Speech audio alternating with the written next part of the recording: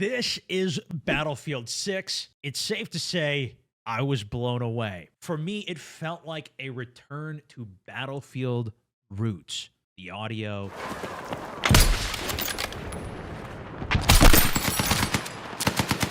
environment, the squad work, vehicles, gunplay. I will say my expectations were pretty low, so it's safe to say they've gone above and even beyond on this one. Although, with the beta being free, no pre orders to get into it, it's open. We're going to see how that goes on beta delivery. And we still have to see how it goes for launch delivery if it is what they are saying and claiming. There's also still things that need to be ironed out and improved, the shotgun and balancing, but this is so much closer to a true Battlefield experience, at least for me and what I remember, especially more so than 2042, the last release, which was literally 3 years ago now, almost 4. So today, I want to give you my honest opinion on the game after putting 3 days into it. A huge thank you to EA for flying me out to that event and letting me get all this early content. But I've also been very outspoken with what my concerns are as a player, although I do typically love these games. But there are a number of concerns for this game. While I was pleasantly surprised, I do have quite a few. I'll mention more towards the end of this video, so stick around. But before that, EA also did just drop some massive news for the beta. In the past, only giving us one map, not making any significant changes within it. We're already seeing changes happening here based off of the feedback from that event and what they saw. Time to kill was lightning fast in the event. The teams looked at this and they've balanced damage across the weapons pools, those shotguns. Assault got an unexpected big rework as well. The Adrenaline Pen, which basically made them a solo self-healer, has been taken away for the healing effect. Now instead, clearing status effects like stuns as well as giving extra resistance for flashes, enhancing your tolerance to explosives and incendiary damage while still increasing your movement speed. He now has a trait that will help with capturing objectives. You can spawn on him faster. He'll get out of combat quicker. So they're actually upping the team play dynamic. On top of that, now giving the Assault the deploy beacon or the respawn beacon,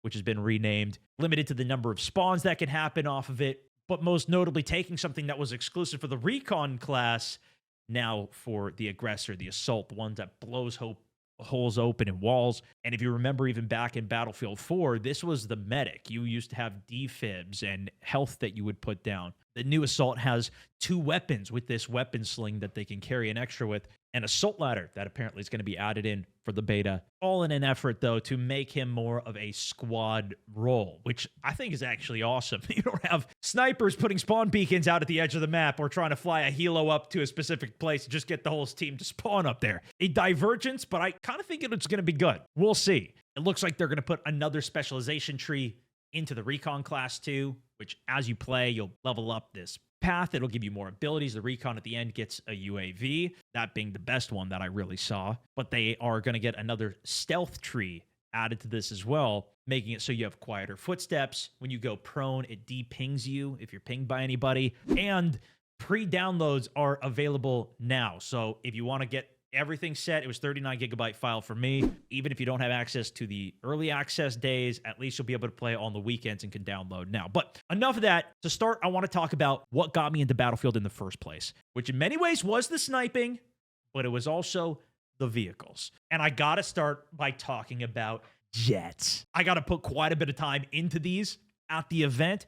The first thing that stood out to me was you can now third-person free look in all directions, which makes dogfighting more fun. When you're looking down at the battlefield, more fun. On top of that, we were flying the attack jet, which has made a big improvement from Battlefield 4's experience with. You now actually get to use a boost, the afterburner, dropping the AGM, even from third person by just targeting the ring. Felt incredible. It felt like I was actually putting down airstrikes on the map. And if I had a team that was pinging a little bit more and I had intel off of, which gets me very excited. And they actually have proper controls for this. If you want to barrel roll, the movement in Battlefield's jets felt even better though, because this is no longer the 2042 movement, which a lot of people were concerned about. You're not hitting the afterburner to give you your max turn speed. No, you have to actually keep the ideal turn speed, which is around 315 miles per hour or whatever speed reading is in there. That gives you the tightest turn. So you have to slow your speed or increase it based on if you're going up, down, how you're pitching on your turns, which is how it was back in Battlefield 3 and 4. It also means that they're very difficult to use. And I saw a lot of clips from other creators putting the jets right into the wall, as well as the helos, which we'll discuss. My hope for the jets, though, is that they have still a lot of different customization, ways that you could specialize into how you're flying it, which I assume they would, whether it's anti-air, anti-ground, infantry focused, as well as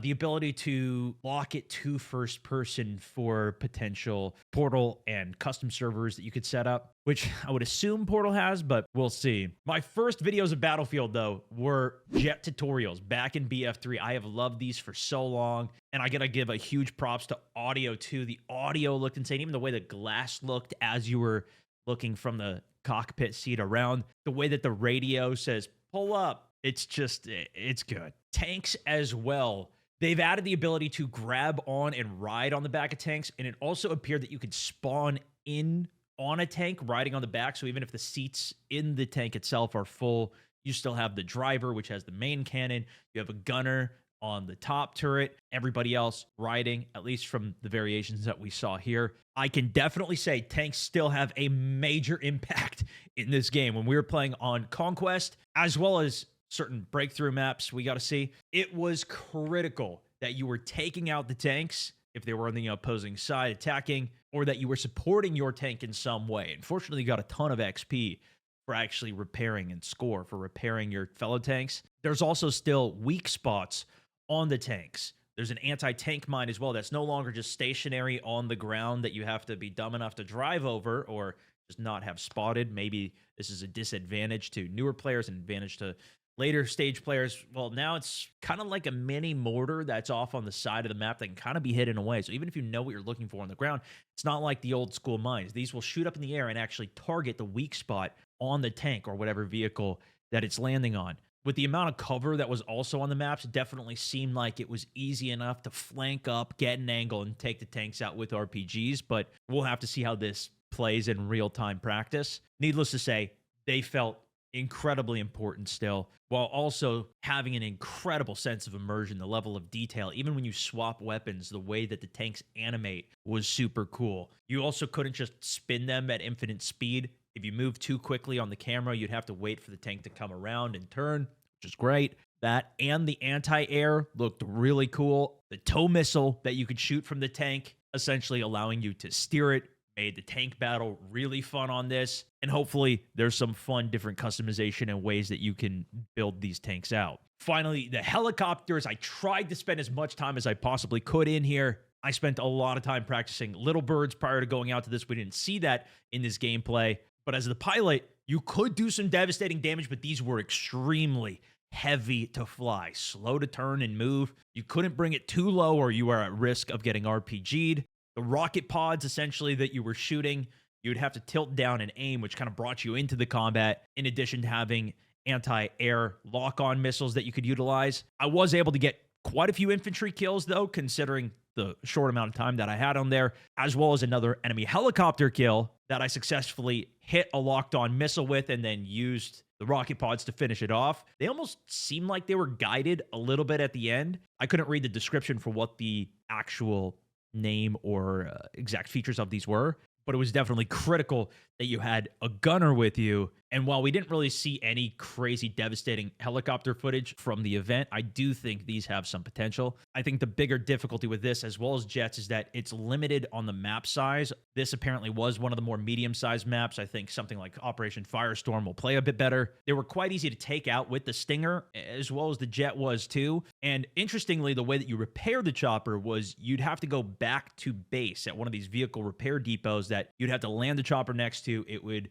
I believe, refill the ammo as well as the health, which of course you could just use your repair tool to help with as well. That was a little difficult to actually land and do. And the jet, you just had to kind of fly low back up the base, and it did not heal much when you were back there. You really kind of wanted to just stay out of combat. But nonetheless, I think realistically, we're going to have to get more time in to see what they're like. Very optimistic, especially just based on the look and the feel of them, though. Before we get to the player combat, I want to talk a bit about the maps as a whole, since I just touched on that. I know there was a lot of concerns about them being too small, and in 2042, we kind of went the other way with them being too large, too empty. And also, I think it was just a challenge for them to even design maps that were meant for that player count and keeping them intriguing the whole way through. So, has Battlefield 6 now found the right balance? Well, we got to see 4 different maps, which is more than we have ever seen in a beta for Battlefield. And I think the graphics, the detail, the level of destruction within that, the level of cover from every single one of the modes we got to play, felt like they really put a lot of work into each of these, more so than the open areas that we saw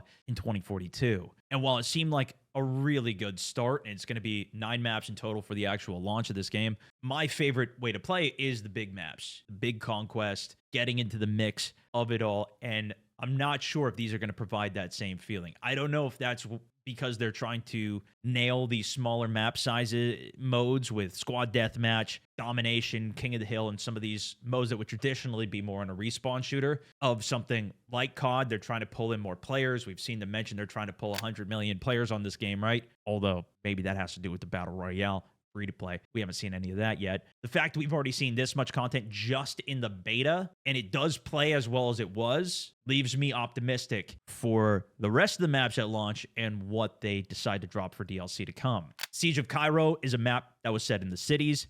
It features one major lane down the center of the map, multiple alternate maps around the outskirts of the objectives. We saw infantry and tank gameplay being featured. And considering it was 32v32 with tanks on the map, the tanks were also very limited on the routes they could actually take and points they could push. It did feel like there was enough options to try and push the breakthrough point in both the offense and defensive side. Offense pushed it all the way to pretty much the last point. Felt like I had some impactful plays across the board. And I think this was designed to be a smaller map because obviously there's no air. That's air support to help you. Each of the capture points as well had enough places that you could pull cover in different pockets of the objective. Also then knowing that's likely where the enemy is going to be posted up to try and frag them and take them out of it. I think this map actually might be insane for Rush as well. But this is where we saw a lot of the buildings, surfaces falling down, especially at the second point. We also had the Iberian Offensive. This is a map set in Gibraltar,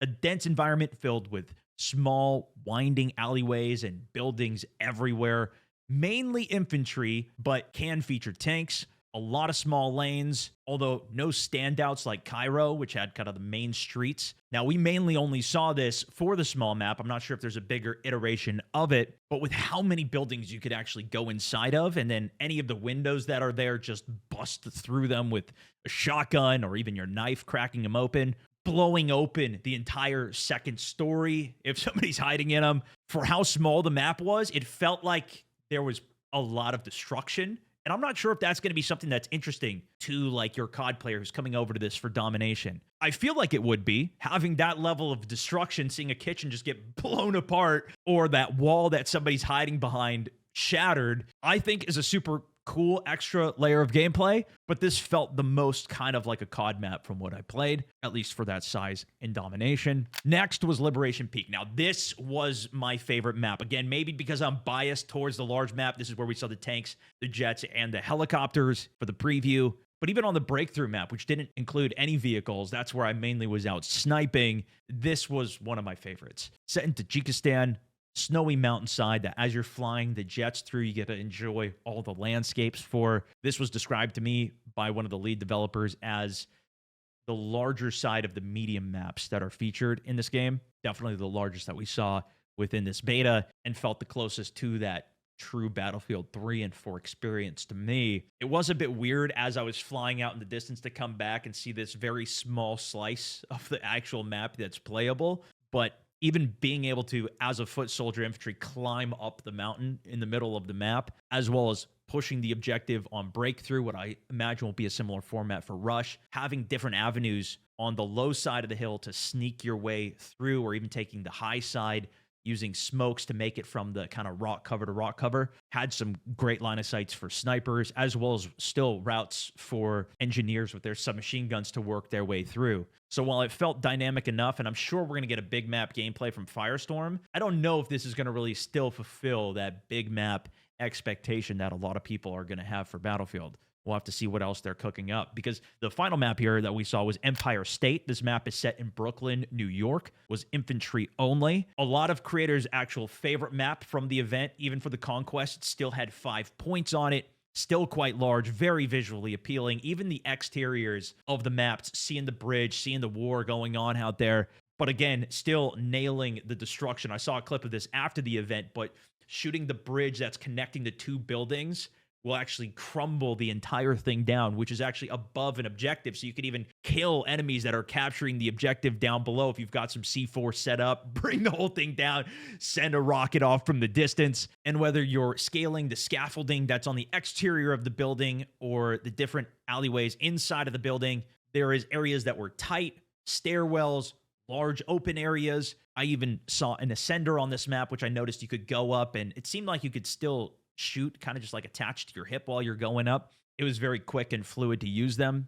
Seemed good. It felt like all of the maps in their own right were distinct, and maybe that was what they were hoping to showcase off of it. We didn't see any like forests. We saw a short tease of what looked like Los Angeles from the Battle Royale setting map that's going to be coming. But I will say, in each of them, it felt like destruction was massively impactful. I was worried that it was just going to be only certain locations that were kind of more scripted to occur. But while there is some protected areas, especially for objectives like metal containers that you seemingly couldn't destroy, there was more than enough destruction and buildings collapsing, at least from what I saw, to where it looked very exciting. Even the tease that we saw for Operation Firestorm, which was, of course, originally a Battlefield 3 map, had some additional gas canisters that were massive, that looked like could explode in an insane way, at least from the trailer. That looks even cooler. Merak Valley, it looks like it's going to be one of the other large maps that's going to be releasing.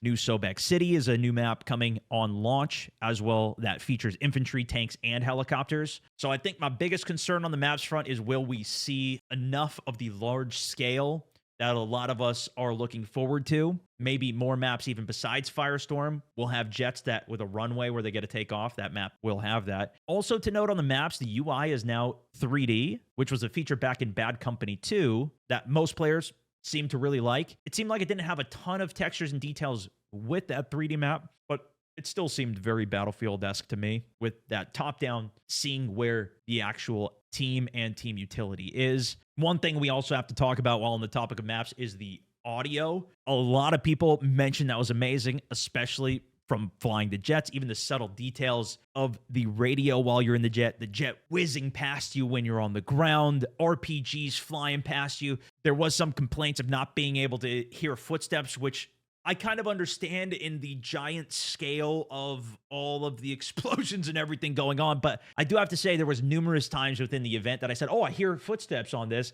And I look over in the direction that I'm expecting it, and the player is right there. It seemed like it was definitely prioritizing enemy footsteps over your own teams. The only time I really noticed my teammates' footsteps was if we were isolated out somewhere and they were running with me. But I do think the audio was a very strong point for them, both for the sake of immersion as well as understanding what's going on. And I think the more time we get in it, the more we'll realize what each of those sound cues mean. Even the announcer yelling things at you, tank spotted to your east, or whatever he was trying to help you with, was really nice. Now, back to the combat and kind of gunplay. I introed my stream and videos talking about the movement. The high-level opinion that I have on this is that it's not as insane as something like omnidirectional movement in Call of Duty. It's definitely a step down from that. I personally find that to be a good thing. I think a lot of the more old-school players, maybe you haven't played these types of games for a while, will have a bit of a learning curve to get up to that step of movement. But I think it's a much better direction than what was in the game back from Battlefield 3 and 4, where you would jump and literally be able to serpentine in the air. If you guys remember playing that, you would try and jump and then move around the corner while you're in the air. It made no sense. They changed that, I believe, with Battlefield 1 and 5, where now you jump and you have actual momentum, so you turn in the air. I like that they've kept this. It goes a bit more with realism and really just what you would kind of expect intuitively playing a game. Sliding has also been in the last couple of Battlefields. The extension with it in this case is you can now jump into a slide, which I thought felt phenomenal. I really liked that. It wasn't too long of a slide. You could still aim and shoot while you were sliding, although it was difficult to pull off. And because it wasn't a long slide, I didn't think it was too crazy. The crazier element being that you could jump out of the slide for kind of a little extra propelling of your character. But I like being able to have full control of my character and do what I would expect it to do. And I think they're still restricting enough to where there's no tack sprinting in the game, right? If you're running, you just are running or you're walking. Whereas, for example, in 2042, it was called traversal sprint, where you would hit sprint once to start running and sprint again to really go into fast sprint mode. They've gotten rid of that. Maybe it'll be something that's available in Portal. I don't know. It does feel like the base run speed is quite quick, and some people were concerned that it's too fast. I think a big part of that, though, is that now we're playing with wider FOVs, so it just looks like you're running faster, even though you're not necessarily. But you can't do things like drop shots. If you do want to dive to prone, you're really just making the transition to prone and locking your character during that window, which is technically faster to get to and will make more sense, but you're not flying through the air, again, akin to something like Omni movement. You're not also going to be able to run at full speed sideways, strafing, and run full speed backwards. You still move at a relatively slower speed when doing that. Not all the way up to Omni movement, but a nice step down that I think makes more sense. Crouch sprint, I also thought is a really cool addition. The way that they have it in the settings too. If you're already crouched and try to hit sprint, you can set it so it keeps you crouched and you start sprinting, or by default, the way I was playing it, it would stand you up and you'd start running. So you kind of had to be intentional to go into that. The main purpose of being crouched or prone to avoid the motion sensors that snipers have, the tug system, or whatever they're calling it in this one. And I've always felt like mantling in this game is a little weird feeling, where it's always kind of throwing you into animations to jump over stuff.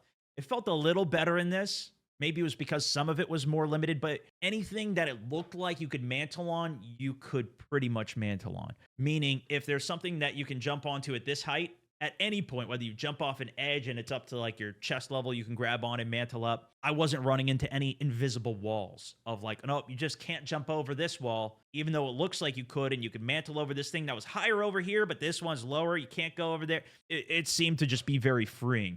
And while you could kind of backwards dive onto your back supine, you couldn't spin around supine. So if you were already on your belly, you stayed on your belly spinning around. It didn't kind of flip you over onto your back. It did seem like it was quite easy to hide in yourself or look like a dead body if you did just drop onto your back. But once you moved off of it, it was a little more obvious. I also heard that if you pulled your knife out, it allowed you to run faster, which I did not get to try. And I think that's actually kind of a good alternative to doing a traversal sprint, because then if you do want to move quickly, you're obviously going to come at a cost because you're not going to have a weapon to even shoot with if you get caught sprinting with your knife. You can also peek and lean in this. So if you go up to a door frame or a wall and you get right up next to it, when you hold down aim down sight, you'll actually peek over and go for the aim. Same thing if you're up against a ledge, you'll crouch, your weapon will be in front of it, and you'll come up and look over, of course, exposing your body because bullets actually come out of the weapon barrel rather than your eyes in this game as well. And there is mounting, which you can mount the weapon on the door frame, on a ledge, and if you even have a bipod on the weapon, you could even just mount it on the ground or any surface. They also added the option to roll. So as you land, if you hit jump button, you'll go into a roll animation, which you can also turn off, but it reduces the fall damage of when you're coming down. It's a little jarring because, it changes your whole camera and it rolls. But I think that's actually a pretty decent trade-off if it does break enough fall damage that you're locked in an animation, you can't really see what's going on for a short period of time, which reduce the fall damage. The classes as well got a pretty big rework this time while still being familiar. Your recon being the sniper, engineer with the rockets, taking down the vehicles, repairing stuff. The biggest changes being support is now all ammo and meds. If you run up to the support, you can grab health off of them, although not ammo. They now have the light machine guns, can put down cover for the team. They have the defibs. It feels like that class overall got a very more purpose to it. But of course, that took the defibs and the medic role away from Assault. Assault was previously the medic. Now they have two weapons that they can carry with the gunsling. That adrenaline pen no longer being able to heal you is going to require you to work with your team more, controlling the spawns by putting the spawn beacon down, having a ladder, having a grenade launcher to open up holes in the wall. I feel like each of the classes does have a very unique role to where even when I was playing it, I felt torn of like, oh, do I want to play this? What do I need right now for the situation? What does it feel like we're lacking? Which is really cool to need again. Each one felt like they were extremely important to the game and you would want them on your team. Likely some people will just have something that they main, but if you want to switch it up from the day to day of what your role is, of what you're playing, or the game mode that you're on, I think this really helps. I think I'll save the argument between closed and open weapons, essentially limiting the signature weapons like SMGs for Engineer only to be allowed to use for Engineer for another day. As they've already mentioned, they're going to have both accessible when the game comes out. This potentially could lead to a split player base. However, I don't think that's as big of an issue in a game like this, especially when it's not additional paywalled content like we saw with Split Community with premium passes and DLC you'd have to purchase in the past. And when it comes to actual gunplay, we got to talk about the guns, the weapons themselves that we got to see featured in this game. Great to have a range. They each felt very unique with how they were playing. The shotgun definitely needs a rework, but good to see a powerful shotgun in a game. The LMGs, some people were complaining about the recoil on these, saying that it's not realistic. But this was also disproved in a pretty funny tweet of people shooting LMGs and showing lack of recoil in them. Nonetheless, these were the things that had the giant magazines. You could keep laying down the fire, but slower to aim down sight. The sniper apparently does have the sweet spot mechanic back, but I didn't see it myself. It definitely has reduced damage close range to something like the torso. Can headshot at any range, and the further out you went, the more damage it would do to torso. But it seemed quite difficult to actually utilize them for how much cover there was, the terrain, the movement. There was also a lot of sniper glint on there. Maybe more than there should be, but of course, sniper glint in the game with how camouflaged people are felt good to me. The assault rifles felt powerful. There was different ways to build them. A lot of each of the weapons also had a specific attachment that made the weapon a little bit more unique in how you would kind of want to build this gun versus another. One of the carbines, which is like an assault rifle, had extremely low recoil, especially while moving, but took more shots to kill versus the base ARs, which could four-shot enemies, even from close range. I built my M4 essentially like a submachine gun, also using it for hip fire. It felt great. The SMGs, though, had insane hip fire. We all saw the one that had an underbarrel attachment that lets you shoot while sprinting, which was crazy. And then we only saw two of the launchers in the game, the heat-seeking Stinger, essentially lock onto the air vehicles, as well as the anti-tank, just RPG. We also saw some trailers that looked like included a javelin, and we'll probably expect to see quite a few more. The time to kill definitely seemed very fast. I was looking at a couple charts, one that actually Otter put together. Looked like it was about 250 to 450 milliseconds time to kill, most of them being in the high 200s. It's going to be even faster on hardcore, likely slower for Battle Royale. We'll see how that ends up being balanced. And the way that the actual attachment system worked, I thought was really cool. One of the best systems I think Call of Duty's ever had is a pick 10 system. You have 10 points to spend, and you could spend it however you want. It allows for you to make a lot of customization. They've essentially taken that and put it onto the attachments for the weapons, which means you could take a bunch of light attachments on each that maybe cost 10 points, and you have a fully kitted gun for all the attachments. Or you could take like an LMG extended mag, put 55 points in that, and now you can't afford the suppressor and the laser and the optic, and you got to just pick one of those. So you can kind of heavy commit into recoil control or being able to hip fire, and it seemed like a cool way to balance all of the guns, as well as visually. They looked great. They sounded great. We didn't get to see any of the inspects. There was an inspect key, but didn't seem to work in the game. So if we have great vehicles, maps, weapons, and gunplay with the movement, paired with some of the new mechanics that they added to the game, I really think we have a true new modern Battlefield shooter while still having what we would expect of Battlefield of old. Some of the cool new features, including dragging to revive, we've all seen. The tactical destruction they're claiming, where as you destroy something, it'll be repeatable to where you can destroy this environment area here to create a ramp or to give yourself cover in the middle of the road. There's also so much attention to detail here. Even the fact that the RPG, if it doesn't go far enough after you launch it, will actually just bounce on the ground. It won't detonate. We'll see what other equipment they put into the game as well. We've just briefly seen the assault ladder. You could use it as a ramp to walk up, or even a ladder to climb up to areas, bring your whole squad with you as you're destroying everything to move up. And that's all within the wrapper of the base game, let alone what could theoretically be done with Portal. I know a lot of people aren't even interested in Portal and the crazy amount of customization that can be done in it, but even so, if you want to play normal matches, I think a lot of people will be playing the regulation normal matches inside of Portal, just for the sake of having an admin that can control it, kick people that might be of risk of hacking or maybe not great to play with, building a community of friends that you regularly see for a playlist of maps or modes that you prefer is all stuff that in Battlefield 3 and 4 you would have to pay to own a server and try to run. Let alone, you could even set it so if you don't like vehicles in your game, you want it infantry only, you could focus on that. If you want to play hardcore, you could focus on that. Or if you want to go crazy with the rules, theoretically, you could do that too. I've got so many ideas for custom games. It's unbelievable. And if we do have the ability to make custom maps within this, which in the world editor that we saw looks possible, being able to have vendors that you can buy and sell things from, create things like zombies within it. It seems like the sky's the limit, and that's why I'm a bit hesitant to see what actually comes out and how can we do this. And that's why I say we have to see what happens at launch for this game. But to also deliver all of that with really no performance issues, playing on the highest setting of graphics, I didn't change anything, playing 1440p, it was impressive. So then, okay, what other concerns do I have, or what needs to be improved off of this? Because clearly I'm hyped, I'm interested, we're excited.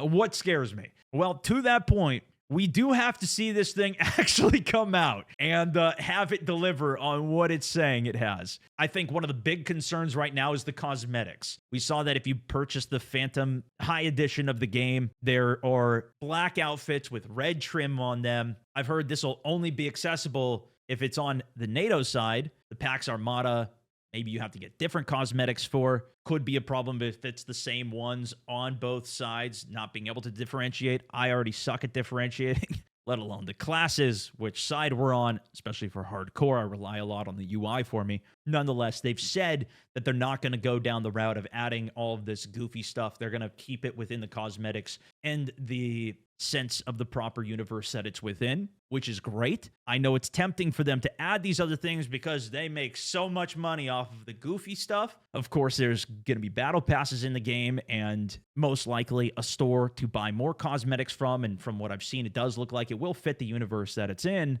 But over time, that's going to get more difficult to come up with ideas that fit within it.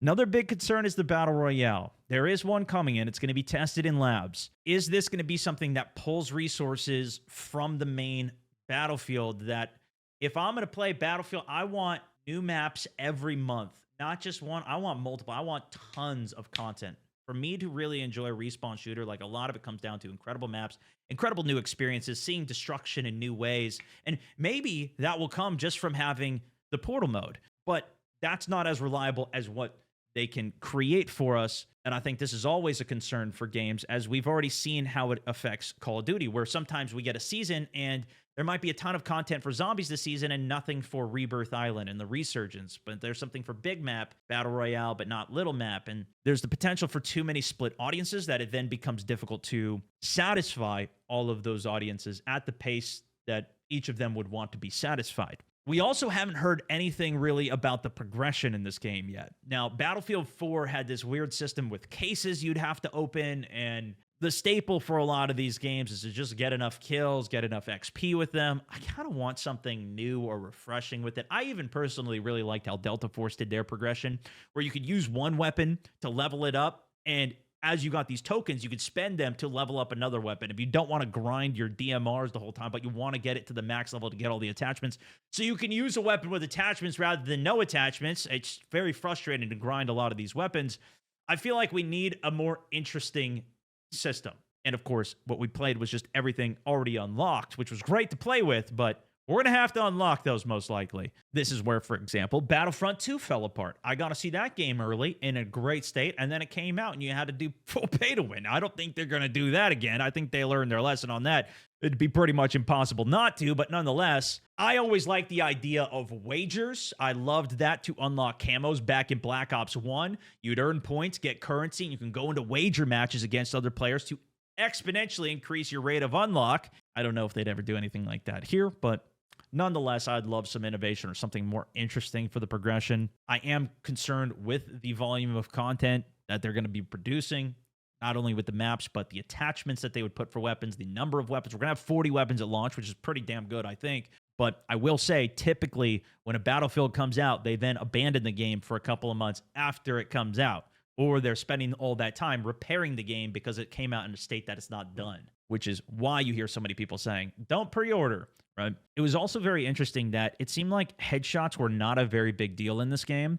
The damage multiplier was like 1.3 times, unless you put a damage multiplier for headshots that only some weapons had, like a certain AK, a certain LMG, that also then cost a lot of your customization points. So really, it took the same amount of shots to kill for a lot of weapons for a headshot and a body shot, which maybe that makes the game a little bit too easy. Maybe it makes it more friendly, but nonetheless could be a concern. I do think there is the potential to split the community between the locked and unlocked weapons for classes and how many playlists they're intending to have, on top of also having Portal with all of the different servers that theoretically could have. But I'm less concerned on this because it's not that many people that you do need to fill some of these modes, especially something like a TDM, 16 players. For some regions, actually, this could be a problem, especially split across so many. But because this isn't really a competitive game, you're not going in to necessarily be ranked number one on the leaderboards, which they have had leaderboards in the past. Maybe that's something that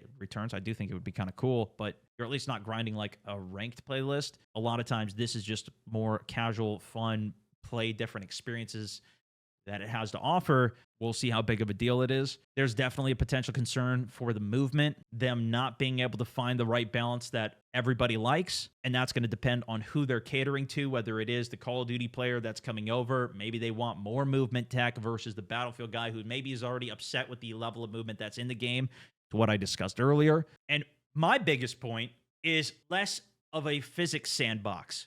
Being in the past, when you had enough C4 stacked up for a massive explosion, if you put a tank on top of that, or you put a Jeep on top of that, that bad boy's launching across the entire map. And you could even send your teammate on it because there's no friendly fire. And then he could shoot that RPG out at the sky to try and snipe out another helo or be a bombing strike on an objective. You can't do that anymore. That was something I was really hoping to see. You can put C4 on the Jeep and drive it and ghost ride it in, blow it up. Sure, secretly, maybe not so secretly, I wanted to launch some Jeeps across the map again. Obviously, a longer video and a ton of points to cover, and I didn't even cover everything. We talked for hours on stream, but I wanted to put together a solid video discussing it and give you guys opportunity to drop some comments. I'm going to read through them all. The ultimate next checkpoint, though, that I got to follow up with you guys is after the open beta. Tell me what you guys think playing it yourself. How does it feel compared to what you saw on it? And we're going to see if this is even a smooth launch for the beta. But it seems like